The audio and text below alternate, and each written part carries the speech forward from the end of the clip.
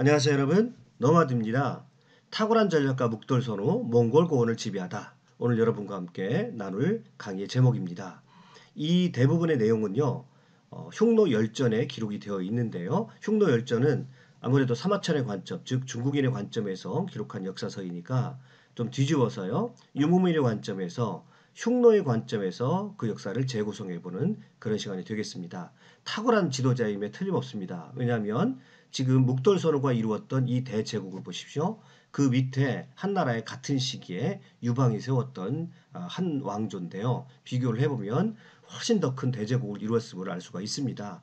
우리는 중국 중심의 역사를 배우다 보니까 이 흉노의 엄청난 업적에 대해서 간과하고 지나칠 때가 많이 있습니다만은, 직관적으로 지도만 보더라도 상당한 대제국을 이루었고 그 당대의 세계를 지배했다라고 하는 것을 알 수가 있습니다. 앞선 동영상에서 말씀을 드린 적이 있었습니다. 아버지 두만선우를 죽이고 왕이 되죠. 그런데 제가 거기서 강조했던 것은 뭐냐면 묵돌선우에게는 코미타투스, 즉 친위부대가 있었다라고 하는 것이죠. 이것은 바로 북방 유목민의 전통입니다. 죽은과 목숨을 나눌 수 있는 코미타투스, 친위부대를 만들었고, 이 친위부대의 필요성은 적은 수로 많은 적들을 이기기 위해서는 왕과 또는 군주와 목숨을 같이 할 수 있는 강력한 전투력을 가진 코미타투스가 필요했다라고 하는 것이죠. 그래서 기원전 209년 두만선우, 아버지를 죽이고 왕이 됐다. 패륜적인 행위입니다만은 우리가 그 내용을 가만히 들여다보면 코미타투스의 전통이 거기에 스며들어 있는 것을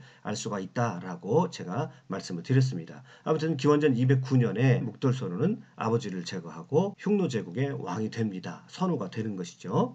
그 이후에 그는 대단한 정복 활동을 펼치게 되는데요, 이 지도가 흉노가 모두 복속시켰던 나라들의 이름입니다. 자, 백양, 누번, 동호, 월지, 나중에 또 등장하게 되는 오선, 이렇게 수많은 종족들을 정복을 하고 대제국을 이루게 됩니다. 그 중에서 눈여겨봐야 되는 것이 흉노가 발흥할 때에 옆에 동호하고 월지라는 나라가 있었습니다. 자, 동쪽으로는 동호가 있었고요, 서쪽으로는 월지가 있었는데 이 월지는 대부분의 나라를 아마 속국으로 두었을 것이다 라고 역사학자들은 평가를 합니다. 그래서 흉노가 대제국을 이루기 위해서 반드시 넘어가야 되는, 반드시 정복해야 되는 두 나라가 바로 동호와 월지이고요. 그리고 남쪽에 한나라와 늘 경쟁하는 관계가 있었고, 한나라를 제압을 해야 이 흉노는 서쪽으로 가서 서쪽을 경영할 수가 있었습니다. 그래서 차례대로 동호와 한나라, 월지를 정복해 가는 과정을 설명해 보도록 하겠습니다.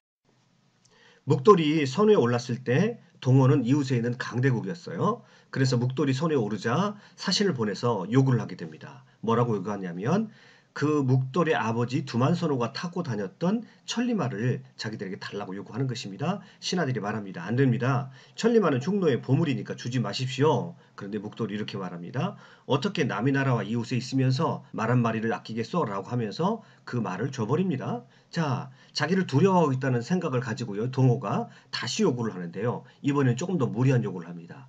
선우의 연지 중에 한 사람을 요구를 하는 거예요. 그러면 선우의 연지라고 하는 것은 왕비죠. 왕조로 말하면 왕비인데 왕비 한 사람을, 즉 후궁한 사람을 달라고 요구하는 겁니다. 그랬더니 신하들이 모욕감을 느낍니다. 동호가 연지를 요구하는 것은 무리한 행동입니다.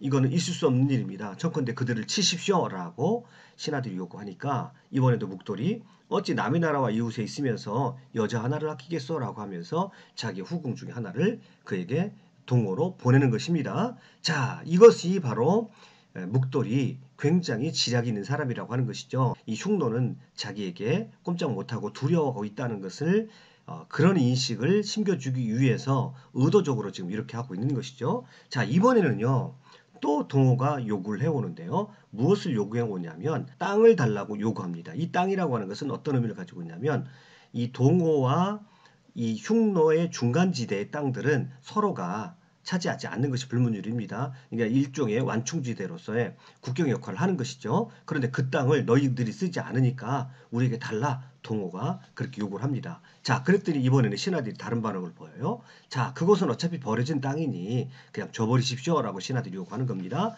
자, 그때 묵돌이 이렇게 말합니다. 땅이란 국가의 근본이 어떻게 이것을 줄 수 있단 말인가? 라고 말하면서 출전을 늦게 하는 자들은, 출전에 늦는 자들은 내가 베어버리겠다라고 하고 모두 군대에 소집력을 내려가지고요, 일격에 나가서 동호를 정벌해 버립니다. 그래서 동호를 복속시키고 맙니다. 이 과정에 있어서 이 묵돌의 전형적인 지략에 이 묵돌의 전형적인 전술을 볼 수가 있는데요. 일단 상대방의 마음을 안심시키는 것입니다. 상대방의 마음을 안심시켜 놓고 무장을 풀게 한 다음에 경계를 풀게 한 다음에 기습적으로 공격하는 이 묵돌의 전형적인 전술을 여기서 볼 수가 있는 것입니다. 동호를 정복하고 나서요. 묵돌은 남쪽으로 내려오기 시작합니다. 왜 남쪽으로 내려오냐면 전통적으로 이 오르도스 지방과 이 연나라와 경계를 이루고 있는 이쪽 한나라 입장에서는 가장 북단이 되겠습니다만은 흉노족의 입장에서는 밑에 쪽이죠. 여기에 전통적으로 자신들의 땅이라고 생각했기 때문에 이 땅을 정복하기 위해서 압박하기 시작합니다. 자, 묵돌이 압박하자 그때 마침 한나라는 한 고조 유방에 의해서 통일이 되었을 때 바로 얼마 되지 않아서이죠. 그래서 북방에 흉노족을 막기 위해서 한신이라는 사람을 보내게 되는데요. 여기서 한신은 우리가 천하를 북벌을 단행했던 그 유명한 한신이 아니고요. 이름이 똑같습니다. 그래서 구별하기 위해서 한왕신인데 이 사람도 유방을 따라다니면서 많은 업적을 세웠던 사람 중에 하나입니다. 그러니까 가장 믿을 만한 사람을 보냈다라고 볼 수도 있고요. 아니면 뭐 제거하기 위해서 보냈다고도 볼 수가 있습니다. 아무튼 이 한왕신이 갔는데요. 막상 그곳에 가보니까 그는 두려움을 느꼈던 겁니다. 흉노의 기마군단을 직접 가까이서 보니까 자기 힘으로 자기 능력으로 어떻게 할 수 없다라는 것을 느끼게 됩니다. 그래서 한신은 그곳에 가서 흉노를 정벌하라고 보냈는데 막상 그곳에 가서 보니까 정벌할 자신은 없고 그래서 자꾸 화친의 길을 택하게 됩니다. 자주 사신들이 오고 가는 그 모습이 조정에 들려오게 됩니다. 그러니까 조정에서 자꾸 의심의 눈초리를 보냅니다. 중간에서 공격하기도 어렵고 또 공격을 하지 않자니 조정의 눈치가 배고 이 중간에서 끼어가지고요. 한신이 끝내 흉노적으로 기원전 200년에 투항해버리고 맙니다. 자, 이때 우리 이 추론해 볼 수 있는 것은요. 고도의 심리전, 고도의 또 유인책이, 회유책이 아마 묵돌이 있었을 것 같습니다. 자, 그리고요. 투항한 그곳으로 머무르는 것이 아니라 한신이 역으로 흉노와 힘을 합해가지고 한나라 땅을 공격하는 겁니다. 그리고 40만의 군사를 일으켜요. 이때 묵돌도 자신들의 힘만을 가지고 한나라를 공격하기는 상당히 어려운 부분이 있었는데 마침 한신이 자기 편으로 들어와서 또 자기 우군이 생긴 것이죠. 그래서 40만 대군을 일으켜서 한나라를 공격을 하게 되는 겁니다. 이 흉노의 입장에서는 자기들의 고토를 회복하고자 하는 그런 의도가 담겨져 있는 것이죠. 자, 그랬더니 기원전 200년 10월쯤에 32만 대군을 이끌고 유방이 직접 흉노족을 정벌하기 위해서 참전을 합니다. 그래서요. 처음에는 승승장구하는 것처럼 보였습니다. 진양에서 승리를 거두고요. 이 진양에서 또 이석까지 쫓아갑니다. 이석까지 쫓아가서 대량의 가축들을 흉노족의 가축들을 포획을 합니다. 그 다음에 누번까지 가서 누번에서 승리합니다. 한 고조 유방이 승리하는 것처럼 보였습니다. 그런데요. 뜻밖의 난관에 부딪히게 되는데 갑작스러운 추위입니다. 이 북방에서는요. 10월만 돼도 굉장히 춥습니다. 날씨가. 그래서 병사 10명 중에 2명 내지 3명은 추위에 손가락이 끊어질 정도로 이 동상에 걸려서 손가락이 끊어질 정도로 그렇게 모진 고생을 합니다. 자, 이때 유방은 적을 3번씩이나 물리쳤기 때문에 흉노를 3번씩이나 물리쳤기 때문에 설마 질이라고는 생각하지 않았고 자신들이 겪고 있는 추위를 이길 수 있다라고 생각을 했겠죠. 자, 그런데 한 고조 유방도 보통 사람이 아니거든요. 전쟁터에서 잔뼈가 굵은 사람입니다. 흉노의 전력을 알아보기 위해서 묵돌 선호가 내려와 있는 흉노의 진영으로 사신을 보냅니다. 굉장히 많은 사신을 보내는데요. 이때 묵돌이 눈치를 챕니다. 유방이 우리의 형편을 알기 위해서 일부러 협상하는 것처럼 위장해서 사신들을 보내는구나 라고 하는 것을 눈치챕니다. 그래서요. 아주 건강한 병사들 다 뒤로 빼고요. 그 다음에 말들도 다 뒤로 빼고요. 비루 먹은 말과 노약자만을 사자의 눈에 보이게 했다고 합니다. 그러면 비루 먹은 말이라는 게 뭐냐면 말들이 털이 듬성듬성 빠져가지고 아주 보잘것없는 말을 비루 먹은 말이라고 합니다. 병사들도 노약자들만 사자 눈에 보이게 해서 묵돌이 일부러 자신을 약하게 보이게 하는 것입니다. 자, 전형적인 이 묵돌의 전략임을 볼 수 있죠. 일단 묵돌은 먼저 무리하게 공격하는 것이 아니라 상대방에게 약한 것처럼 보이게 해서 상대방을 안심시키는 것이 묵돌의 전형적인 그런 전술이라고 하는 것을 우리가 동호의 정보에서 살펴보았죠. 자, 사신들이 한결같이 가서 보잘것없습니다. 저 흉노는 지금 당장 공격해도 우리를 이길 수 없습니다. 지금 잠깐 춥지만 달려서 저들을 공격하면 능히 이길 수 있습니다. 많은 사신들이 그렇게 와서 보고를 합니다. 이때 한 사람만 다른 보고를 합니다. 그 사람이 바로 중랑 유경입니다. 우리가 유경 숙선통 열전이 따로 기록이 되어 있습니다. 유경이라는 사람은 중랑 출신이니까 보잘것없는 그런 중경 간부예요. 그런데 이 사람이 사신으로 갔다 와서 전혀 다른 얘기를 합니다. 정확하게 이 사람이 봤던 것이요. 이렇게 말을 합니다. 두 나라가 서로 전쟁을 한다면 이는 마땅히 자신들의 장점을 부풀려 보여주는 법입니다. 그런데 오늘 신이 가서 보니 보이는 것이라고는 비루 먹은 가축과 노약자들 뿐이었습니다. 이것은 그들이 자신들의 단점을 일부러 보여주어서 우리 한군을 유인하여 매복전으로 승리를 취하려는 기병계입니다. 라고 유유경이 보고를 합니다. 이 고조 유방이요 불같이 화를 냅니다. 그리고 특유의 욕설을 퍼붓습니다. 저놈이 아무것도 모르고 모든 사신들이 다 공격해도 된다고 하는데 저 녀석만 엉뚱한 보고를 한다라고 해가지고요 유경을 유폐시켜 버립니다. 그리고 자신만만한 이 한 고조 유방은 이번에는 이제 돌격전을 하기로 작정을 합니다. 그래서 선발 기병대로 일부러 도망가는 거죠. 도망가는 묵돌의 군대를 추적을 하기 시작합니다. 그런데 뒤에 따라오는 본대와 점점 사이가 벌어지게 됩니다. 이것은 바로 묵돌이 의도했던 바시죠. 그리고 갑작스럽게 흉노가 백등산에서 유방을 몰아세웁니다. 그리고 가둬두게 됩니다. 그래서 7일 동안이나 백등산에서 유방과 그의 선발 기병대가 갇히게 되는 신세가 되어집니다. 어떻게 이 묵돌이 포위하고 있냐면 서쪽에는 백마, 동쪽에는 청마, 남쪽은 홍마, 북쪽은 흑마로 포위합니다. 고도의 심리전이죠. 그래서 그들이 어디 옴짝달싹하게 그 포위망을 벗어나지 못하도록 두려움을 주기 위해서 각각의 다른 색깔을 배치해서 너희들은 이렇게 완전히 갇혔다라고 하는 것을 보여주는 것이죠. 자, 그랬더니 이 7일 동안 거의 아무것도 먹지 못하고 굶어 죽을 형편에 처해 있게 되는 것이죠. 이런 절대절명의 위기 상황에서 유방을 구한 것은 그의 책사 진평이었습니다. 진평은 묵돌이 아닌 연지를 공략했던 것입니다. 자, 그래서 그녀에게 많은 선물과 함께 암시를 줍니다. 그녀의 질투심을 유발할 수 있는 암시를 줍니다. 미인도들을 많이 가져갔다고 그래요. 그래가지고 이 묵돌이 만약에 한나라를 이기게 되면 한나라의 많은 미인들에 빠져서 자기는 거들떠도 보지 않을 것이라고 하는 그런 암시를 받게 됩니다. 그래서 질투심에 유발이 된 질투심에 자극을 받은 연지가 그의 남편 묵돌을 설득합니다. 이렇게 설득했다고 그래요.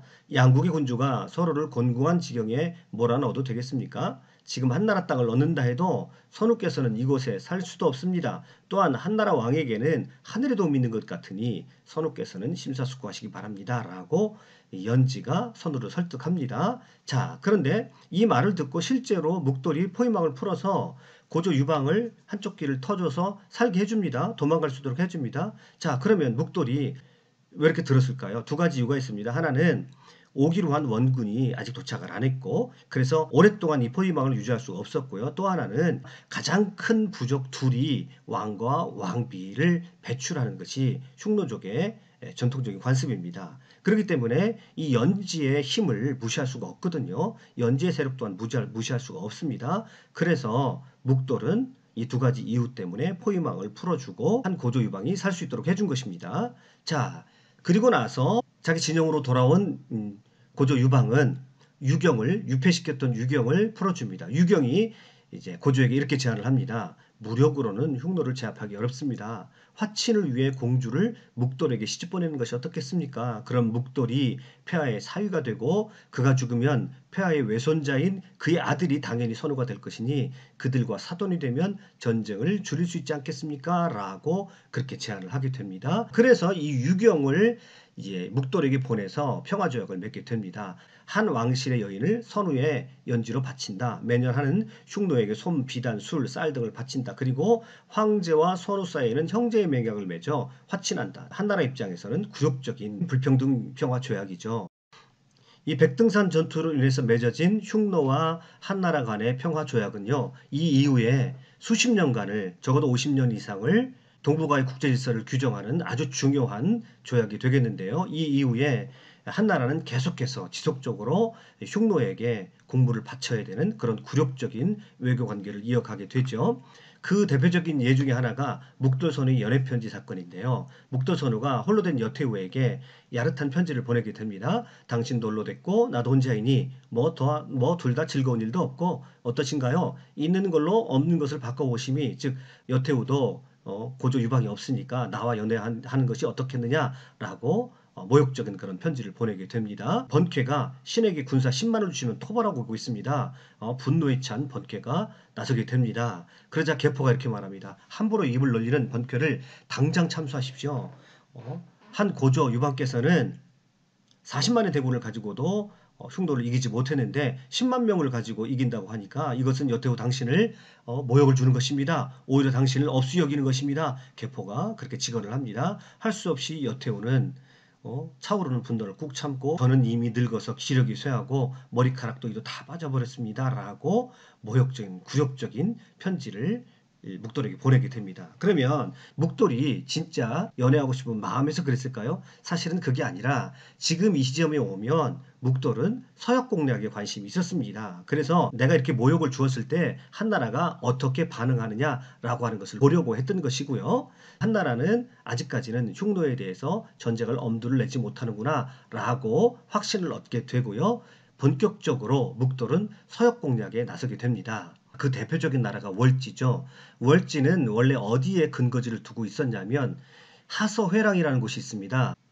이 하서회랑이 어떤 곳이냐면요. 여기는 티벳 고원입니다. 티벳 고원의 끝자락과 고비 사막 그 사이에 좁은 길을 일컬어서 하서회랑이라고 그러는데요. 월지가 이 부근에서 자리를 잡으면서 서역에 강력한 영향력을 행사하고 있었습니다. 그래서 흉노는 묵돌은 이 월지를 공략을 합니다. 그래서 기원전 176년에 월지를 공략을 해서요. 월지로 하여금 서쪽으로 도망가도록 만들었습니다. 그래서 그것이 유명한 월지의 서천입니다. 그런데요. 그 이후에 묵돌이 죽은 이후에 묵돌의 후계자인 노상선우가 월지를 또다시 공격을 하게 됩니다. 이때 월지국은요 아주 비참한 상황을 맞이하게 되는데요. 월지왕이 잡혀가지고요. 그의 목이 쳐진 다음에 그의 두개골이 술잔으로 바뀌어서 이 노상선우가 그의 두개골로, 월지왕의 두개골로 술을 마시는 그런 엄청난 참화를 겪게 되죠. 그 이후에 월지국은 완전히 서쪽으로 이전하게 됩니다.